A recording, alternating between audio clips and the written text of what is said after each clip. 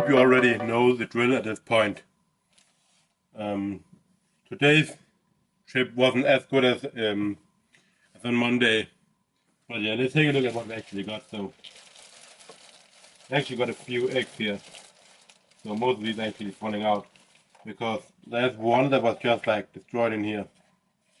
So I'll just actually get these all in the bag so I can so they're not gonna make a full mess in my fridge. So yeah, these actually are not over the date. They probably just fell down in the store. So I'll show you in just a bit. But it says the 30th of January, so last day of January on these. So they still have like 3 weeks, something like that left. Close to that. So there's like maybe like 7 good eggs in here. You can see that like, if you take a look at this here, it says the 30th of January here. Yeah. So this is still gonna be really good. So yeah. And you know, and for me, I have eggs like every morning, like between 6 and 8 eggs actually. So this is really good. I actually found a few more eggs, of which 3 was also destroyed. And this is actually brunch eggs, so these are like very large. And even though 3 are destroyed, they're probably gonna be, so they're pretty big for just being 6 eggs. I don't know how much weight it is. If it says anywhere. I can't find it on here, maybe it's on the inside, yeah. So the weight says I don't know, but it's like it's really big, like eggs, like basically eggs has like everything you need. That's why it's, I mean, there's a whole chicken coming out of an egg like this. So, and people says that eggs are actually a bad and not good for you. I prefer to eat like rainbow Cheerios in the morning with artificial colors of things with high fructose syrup or other highly processed foods. And they don't know what they're talking about. Cholesterol actually recently been shown to actually also decrease mortality, so there's no problem with all the cholesterol in here. You're getting a lot of protein, choline, serine. You're getting a whole lot of different minerals and vitamins. So that is really good. I don't know if there's any more eggs actually here. That's good. There's one more here. Maybe actually a couple more. So this is gonna be like what, like 12 eggs? Even though, I mean, this doesn't sound like much. I also got some bananas, and these are actually the only thing I have today. So these bananas just have to be washed a little bit because there's eggs all over them. But I mean, like, even though like there's not a whole lot of things today, right? Today could have been a whole lot of things. Like you never know what you're gonna find, which is the exciting thing why you gotta do it day in and day out constantly. Because today could have been the day where there could have been like 200 eggs here. It could have been like fucking 5 kilo of ribeye, something like that. So you never know what you're gonna find. Um, so I don't know if I mean if you're not convinced to that dumpster diving is a good thing and if it's worth your time and worth the investment if you have the have it available in your country where you live. I would guess it's doable in a lot of countries because I know you can do it here, you can do it in the neighbor country, Sweden. That would be surprised if there's not a lot of other countries when there's already ready too. That's only two I've really like checked up on. I know in Germany it's not a thing, but it's really like because they have like weird regulations stuff like that. You're not allowed to do it. But I mean, if you just go over the consequences and the benefits of dumpster diving. Like, how many consequences are there at all?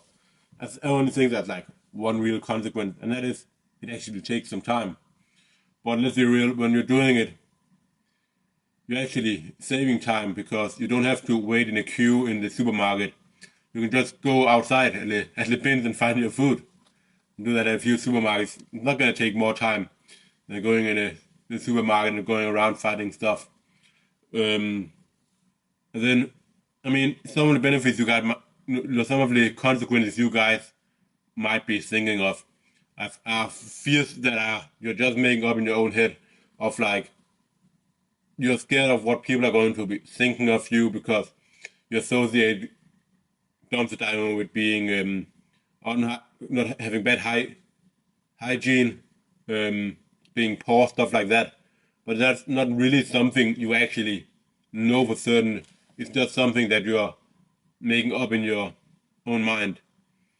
But if you look at the benefits, like, I mean, we have the obvious benefits that you're saving a lot of money.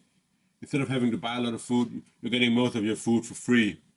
Um, and then the other obvious benefit is that you're going to be able to most often better food than you could usually afford.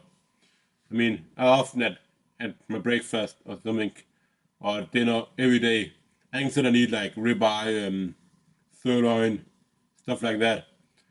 Meat that cost like 30, 40 euros per kilo. And with the income I have, that's not something I would be able to eat constantly if it wasn't because I was dumpster diving. So this is one of the really good benefits of it. Then we also have the behavioral benefits and psychological benefits that you're gonna get out of your comfort zone. And again, you might find it's just something that you're making up in your mind that people think like that. And for me, that was the same in the beginning. But when you begin finding this, you know that it's always gonna be something you never know you're gonna find, which makes it's so fun. Then you quickly get over that fear, and you begin to realize that like what weighs most in your head is the fear of what people think about you, or that you can save so much money.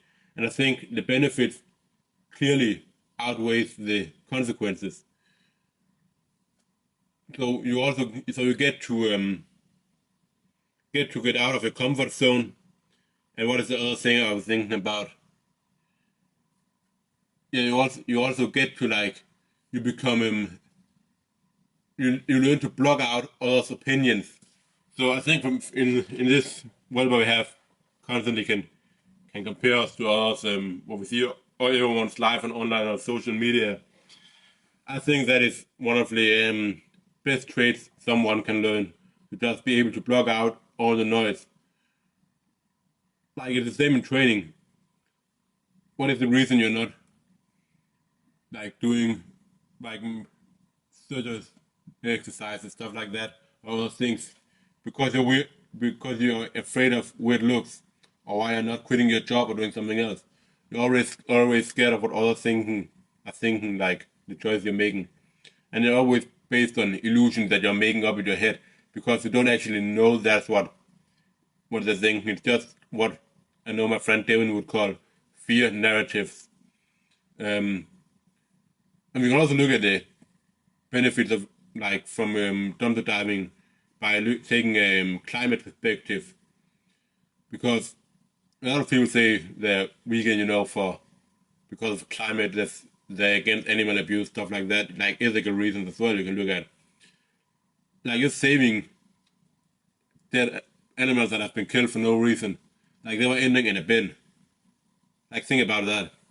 That like for me that's one of the craziest thing, because I know my dad where he goes, there's a lot of meat being thrown out. So he's saving like I don't know like fucking 10 kilo of 15 kilo of animal meat per day that would just have been killed for no reason otherwise. And even though you're eating so much meat, you're not supporting like killing of the animals because people don't know that they're actually buying it. So it's really ethical, and you're preventing food from just being wasted. So to me, that seems like there's only pretty much only benefits to this. Yeah, I don't know about you, but this seems like a really good reason. All of this to begin dumpster diving. All right, I have to go and get my nets, and after that, I'll go through my workout. Food is down. Grocery shopping has been done. Most of today's duties have been done. All we have left now is actually just the gym. After sleeping a little bit too late last night because of a lot of duties and unforeseen circumstances going on, I took a 2 hour nap. We're still gonna call it a nap even though it's like 2 hours, which maybe is a bit on the long side for a nap, but let's just say it's a nap. I actually feel pretty fresh right now. About to hit maybe my favorite day of the week actually, because there's just so much chest on it, and who doesn't want a big chest? I never really focused on like chest so much before. I've overhead pressed like 105. Probably could have hit 110 at some point because I've done like 90 kilos 7 after I've done like sets of 5, 4 sets of 5. Before that, I've done 80 kilos for like 12 reps after that as well. So I'll probably have had for even more. But my max bench press is like 130, so it's so weak compared to. I know some of you would still. I'd really love to have a bench press at 130 kilos, but for me, comparatively to my other lifts, it's by far my weakest. So today is going to be front squats again, but paused this time. So one of the reasons to include both types of pause and not pause in the program is that pause is simply going to be less float. So it's going to be less taking for the knees and that stuff. Tendons also because you're going to be pausing, so you're not using the stretch reflex as much, and you can focus a little bit more on form when you're sitting down there at the bottom. Really think about what you're going to be doing on the way up. So try to think about staying upright, stopping the back from collapsing, kicking knees forward, stuff like that. After that, I'm doing some easy pull-ups. Then I'm moving on to I'm doing dumbbell bench press this time around, and I start out with a M-rep set, as many reps as possible, as explained on my last, on the last day, on day 1. And after that, after the M-rep, I'm doing like 3 sets of half reps. After that, we're doing flies on the floor. So flies on the floor has quickly become one of my favorite exercises because you can easily, we just, when it begin to get harder, you can start with lockdowns where the dumbbell gets down touching without the elbow touching.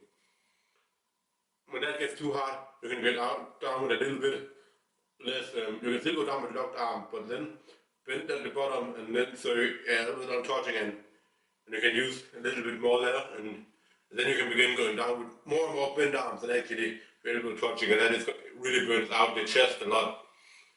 Then I'm gonna do just 4 sets of 12, no M-rep stuff there. Then I have some triceps also. Yeah. So this is probably gonna be some overhead work with the cable, with the weak grip. This exercise, new exercise that I've started doing that I call prayer extension, because you're kind of laying in a praying position with your elbows on the bench and then extending. So that one I love so much because I've never really done stable overhead work. I've only done skull crushers. I've done elbows, overhead tricep extension, and wanted to see how much stronger would I get in that by doing some exercises that are really stable, where I can go extremely close to failure, really squeeze every bit out of my tricep without other muscles taking over at all. So when I come back to, let's say, skull crushers, can I do 70 kilo for like 5 reps, something like that? Because that would be way beyond what I've ever done before in my life. But yeah, it's really gonna be really fun training. So let's just get.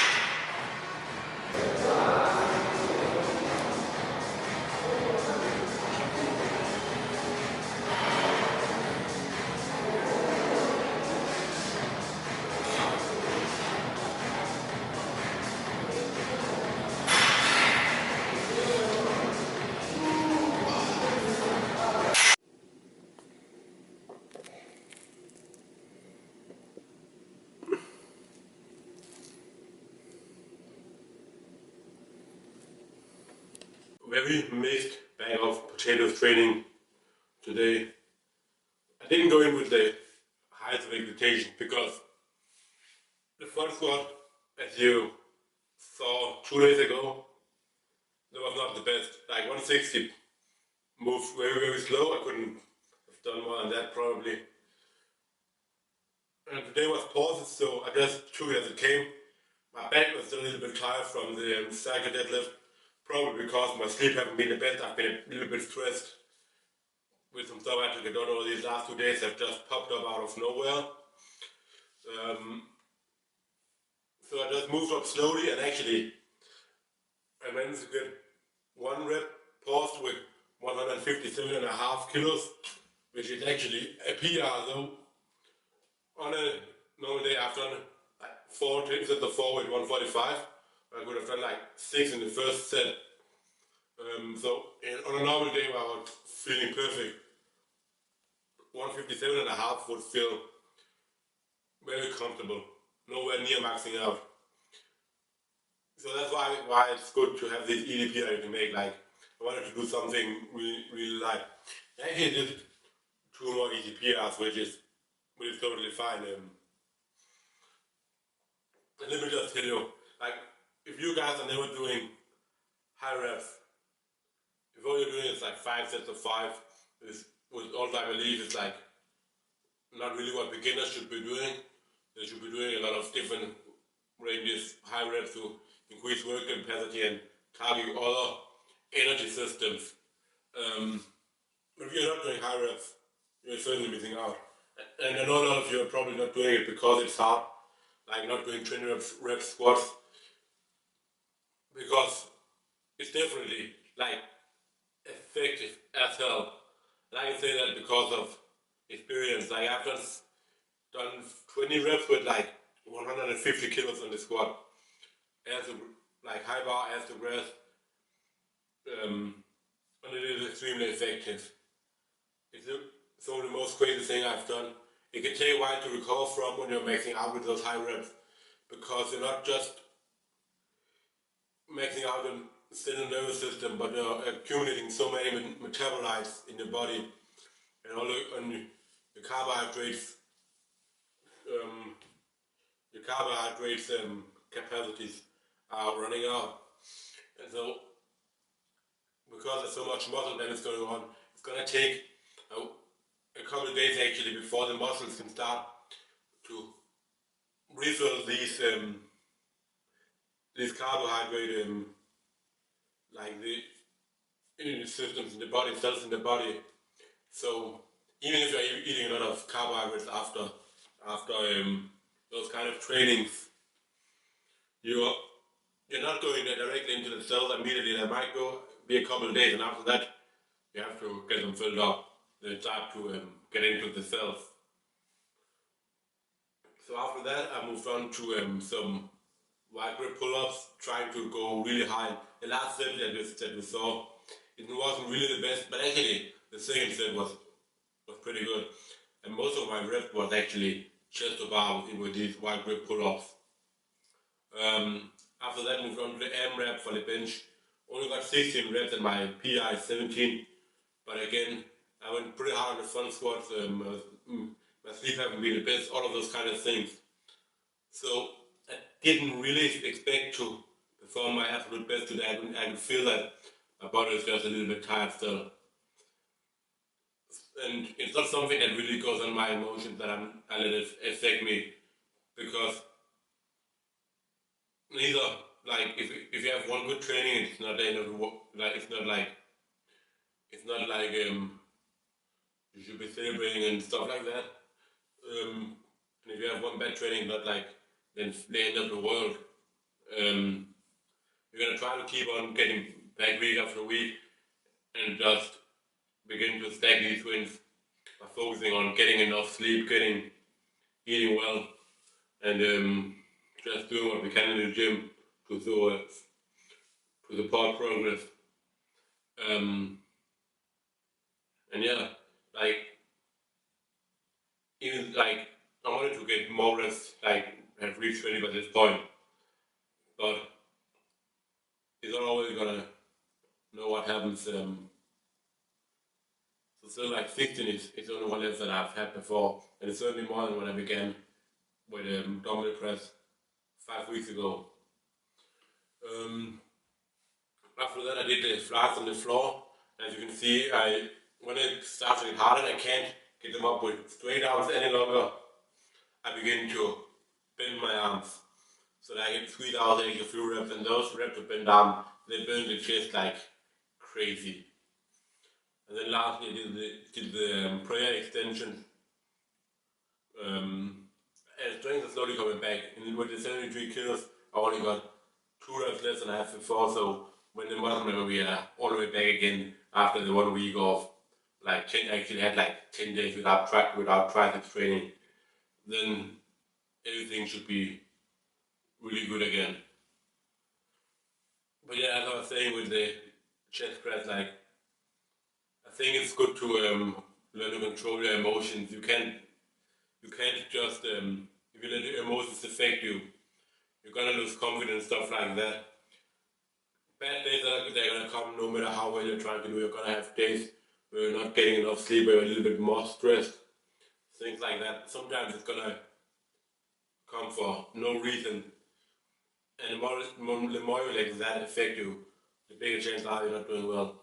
You just gotta focus on what you can, which is to get enough sleep and enough good food, and try to do well in the gym. And sometimes it's just not happening, so we're gonna move on to the next day and attempt to make it happen. And over the course of the long run, if the trajectory is going up, it doesn't matter that there are like a couple days in between where you are maybe not doing as well, as long as you're just progressing over the long run. So yeah, that's basically that for this one. Tomorrow is gonna be a really nice training, and I can't wait for that. See you all.